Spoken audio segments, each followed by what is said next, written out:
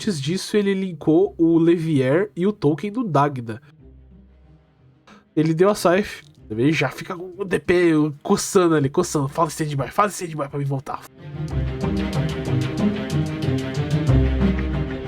Todo jogo competitivo, quando ele perdura por muito tempo, ele tem que evoluir de várias formas. E a comunidade de Yu-Gi-Oh! Já chegou a um consenso onde o jogo ele se mostra se evoluindo para um lado bem interessante da maneira como os jogadores eles interagem entre si durante o game. E uma dessas maneiras de interatividade, entre aspas, é você impedir o seu oponente de acessar determinada mecânica ou de conseguir jogar com cartas específicas. A gente tem exemplos que dão problema até hoje no nosso metagame, como por exemplo Imperial Order, que é uma trap contínua que basicamente diz não para 1/3 do jogo inteiro, que é a forma das spells no jogo. E como na OCG aqui pra gente, como no TCG aí pra vocês, o Virtual World ele foi um problema bem grande durante muito tempo por conta da existência do True King of All Calamities, o famoso VFD/calamidade, que ele basicamente não deixava com que monstros e, de novo, 1/3 do jogo, ele se privasse da existência no turno do seu oponente por conta dessa mecânica. E isso, querendo ou não, tem diversas cartas que fazem coisas semelhantes e impeditivas. A gente tem cartas na banlist como Azathoth, inúmeras Floodgates que estão banidas ou limitadas. E hoje eu quero comentar com vocês aqui sobre Artifact Death Scythe, que é a Foice da Morte, o artefato Foice da Morte, hein? O impacto que ela tá tendo atualmente no jogo, o porquê que ela pode se tornar um problema e como resolver esse problema, se é que você considera isso um problema ou não. Certo? Então vamos lá, eu vou comentar um pouquinho sobre isso com vocês, me acompanhe aí.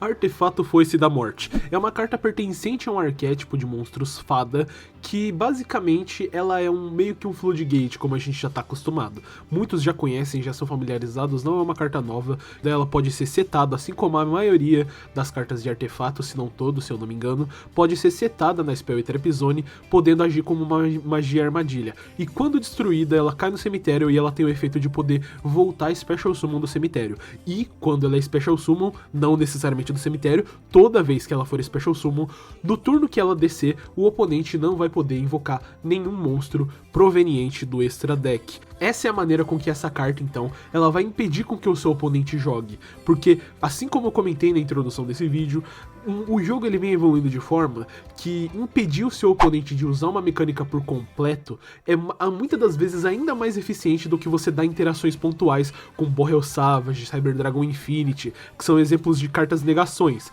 Elas são, e inclusive essas negações que já são uma evolução de interatividade no jogo, que antes eram interações de tipo, destruo uma carta, a interação de eu ativo uma carta aqui, compulsório e volto uma carta para sua mão. A negação ela já é uma evolução disso, que é você poder escolher qualquer carta, na maioria das vezes, ou negação de monstro, ou só de Spell e Trap, você poder escolher o tipo de carta, ou qualquer carta que você queira, que o oponente ele não resolva, e que essa carta ela tenha o seu efeito negado. Essa interatividade de negar por completo uma mecânica é uma evolução ainda maior disso, porque a partir do momento que a Scythe resolve, que outras cartas que eu já citei ali antes, que a Imperial Order, o VFD, que o Azathoth resolvem, você já não tem que se preocupar com uma mecânica inteira do jogo, seja monstro, spell e trap, e no caso da artefato Scythe é o extra deck. E por que que então isso é um problema tão grande?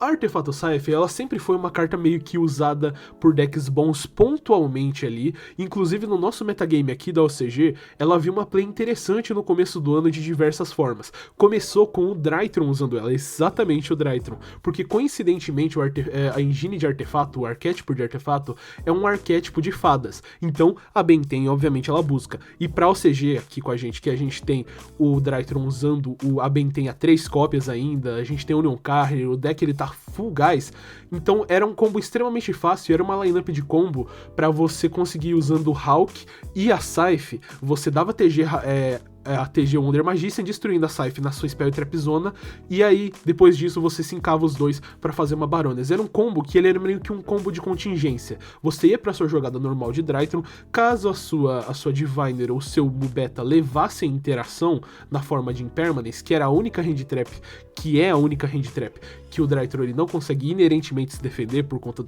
de o Orange Light ele não negar armadilhas, você tinha a opção de ir pra esse plano de contingência, que é inclusive um plano extremamente forte, porque você faz aí essa Floodgate na forma da Scythe, e inclusive depois vai pra Baroness, que é um dos Omni Negates mais fortes que a gente tem no jogo atualmente. A outra abordagem era diversos decks mid-ranges, como o Tri-Brigade, que tá jogando aí há muito tempo, eles escolherem também, por exemplo, sidear o combozinho de Sanctum, que é a trap do arquétipo de artefato, que ela lista o seguinte, que você pode, na ativação, invocar do seu deck qualquer artefato, e dentre não só a Scythe que vai entrar dando lock de extra deck, você tinha também a opção de Moraltech, você tem a opção de trazer também a Lancia, que é um artefato extremamente usável hoje em dia, então tinha uma versatilidade ali, e a Sanctum era uma maneira de você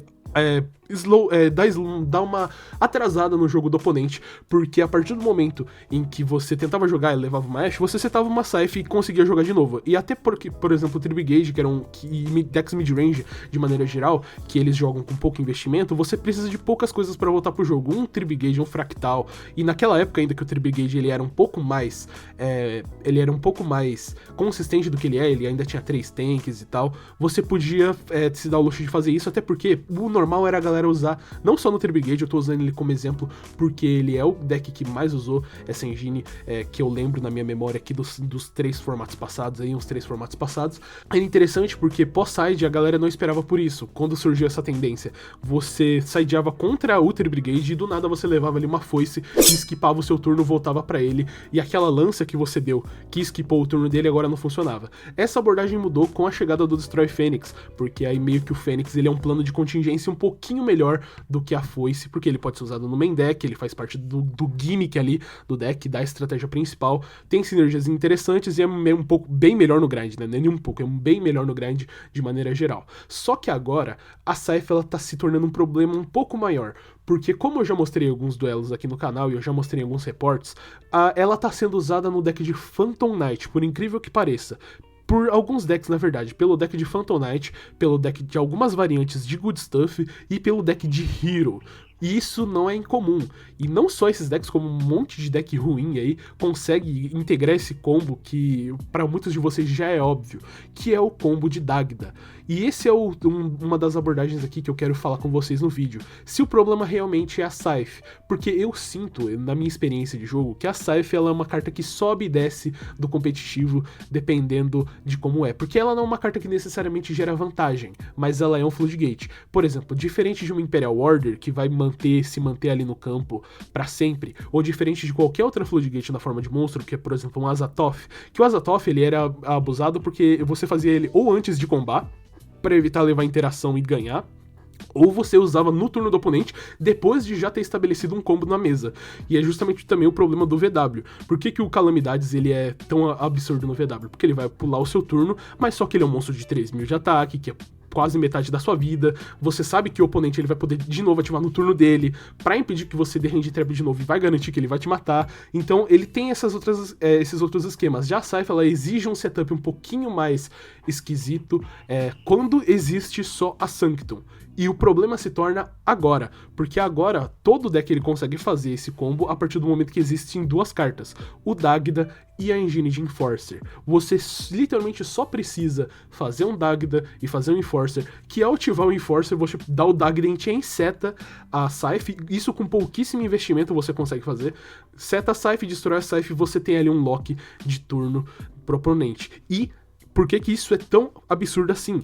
Porque nesse momento você esquipou o turno do oponente, mas você vai ter já o Enforcer ciclando pra você, você ter feito Enforcer implica que ou no seu cemitério você vai ter Celestial e Dasher, ou você vai ter o Denier com Malicious, que garante já pra você, na configuração de Malicious OTK, e na configuração de Celestial você garante ainda mais recurso pra outgrindar o oponente. Você pular um turno de uma pessoa hoje em dia é algo muito mais impactante do que era alguns anos atrás no Yu-Gi-Oh! Por isso que eu acho que a Scythe ela deve ser levada em discussão por conta disso, sabe? E é engraçado também, porque na configuração de Phantom Knight, ela meio que é um plano de contingência, porque se você não consegue jogar de Phantom Knight por levar uma Lancia, se você enxerga, por exemplo, um Brave Token e uma Destiny Fusion, você simplesmente linka o token no Link Spider e linka o Grifo ou Aquamancer no Dagda, você dá a Destiny Fusion e ali você já vai skipar o turno do cara e fazer a jogada que eu acabei de falar pra vocês,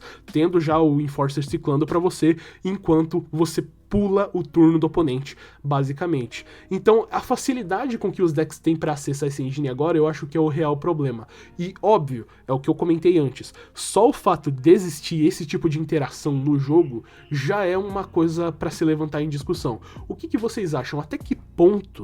Comenta aí embaixo pra mim, pra gente acalentar mais um pouco essa discussão. O que você acha? Você acha que poder ter esse tipo de Floodgate, principalmente em forma de monstro no jogo, não só na forma da Imperial Order, que já é um problema, mas na forma de monstro, é um problema real? Até que ponto o design de carta de Floodgate e de cartas impeditivas na forma de impedir mecânica é grande pro jogo, certo?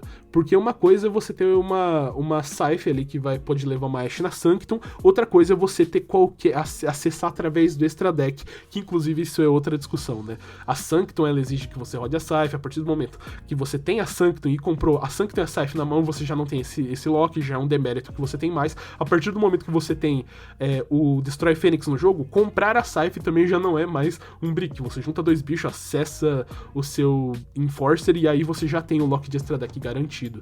Mas enfim, era essa discussão que eu queria trazer pra vocês, e é meio que um meta report também pra mostrar como que o Phantom Knight ele melhora um pouquinho também com a existência desse combo. É isso que eu queria trazer no vídeo de hoje, eu espero que você tenha gostado. Caso você tenha gostado, não esqueça de se inscrever e deixar o feedback aí embaixo nos comentários, eu sempre leio todos os comentários e é muito prazeroso pra mim interagir com a comunidade de maneira geral. Caso você ache legal o conteúdo e queira ajudar o canal financeiramente, 490 ienes aí no Seja Membro, para você ajudar a produção de conteúdo da OCG por um brasileiro, certo? Um abraço no seu coração, Deus abençoe a todos, Griômio vazando. Me deixa e não adianta procurar, se no sol visível ao seu olhar, estou perdido no meio deste caos. Não me procure, não veja quem eu me tornei nesse lugar ruim. Preciso te salvar, me manter distância, se lembre de